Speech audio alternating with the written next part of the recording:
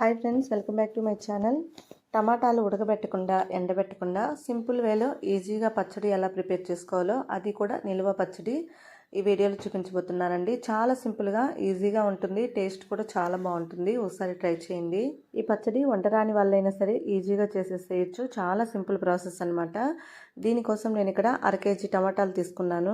ఈ టమాటాలు శుభ్రంగా కడిగి తుడిచి తీసుకోండి. తర్వాత మనకి ముచ్చిక దగ్గర మొదలు ఉంటుంది కదా, ఆ మొదల దగ్గర కొద్దిగా ఇలా కట్ చేసేయండి.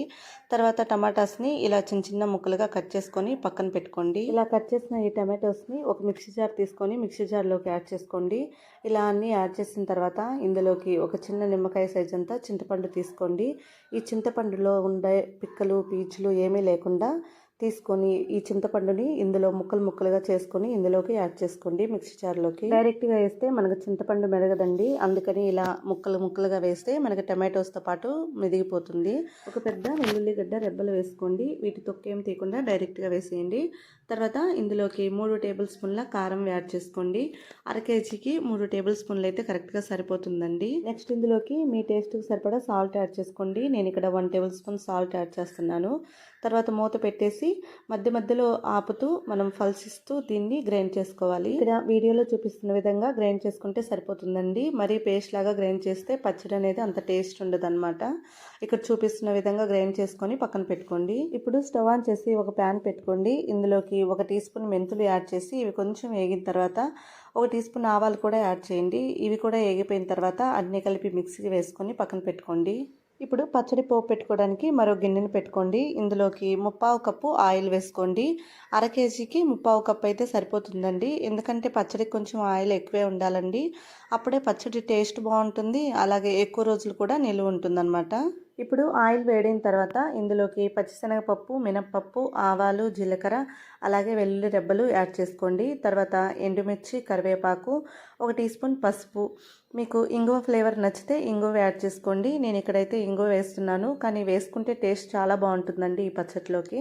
ఇలా అన్నీ వేసిన తర్వాత ఒకసారి అంతా కూడా మిక్స్ చేయండి. తర్వాత మనం ముందుగా గ్రైండ్ చేసి పెట్టుకున్న పచ్చడిని ఈ ఆయిల్లోకి వేసేసి అంతా ఒకసారి కలిపేసేయండి. మనకి ఇలా ఆయిల్ ఎక్కువైంది అనిపిస్తుంది, కానీ పచ్చడి మొత్తం ఆయిల్ పీల్చుకుంటుందండి.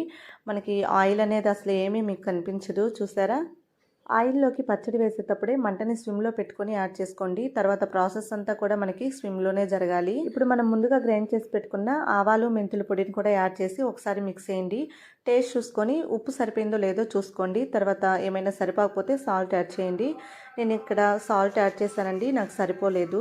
తర్వాత ఒకసారి అంతా కూడా మిక్స్ చేసి స్విమ్లోనే ఈ పచ్చడిని బాగా ఉడకనివ్వాలి. ఇలా ఉడుకుతూ ఉంటుందండి, స్విమ్లోనే ఉడకనివ్వాలి. అలాగే మధ్యలో కలుపుతూ ఉండాలి, లేదంటే అడుగు పట్టేస్తుంది.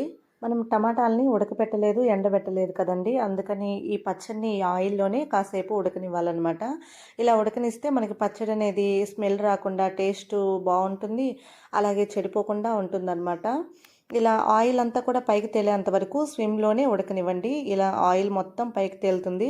అప్పుడు స్టవ్ ఆఫ్ చేసేసి ఈ పచ్చడిని పూర్తిగా చల్లారనిచ్చి తర్వాత ఒక ఎయిటెడ్ బాక్స్లో కనుక స్టోర్ చేసుకున్నారంటే మీకు 15 డేస్ వరకు ఇది నిలువ ఉంటుందండి. బయట పెట్టుకుంటే 10 డేస్ వరకు స్టోర్ ఉంటుందండి. ఒకవేళ మీకు డౌట్ ఉంటే ఫ్రిడ్జ్లో పెట్టుకోండి, 15 డేస్ అయినా చెడిపోదు. అలాగే ఈ పచ్చడి ఇడ్లీ, దోశలోకి చాలా టేస్టీగా ఉంటుందండి. రైస్లో కూడా సూపర్గా ఉంటుంది. ఒకసారి ట్రై చేయండి.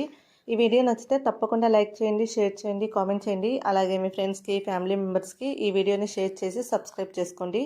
Thank you for watching.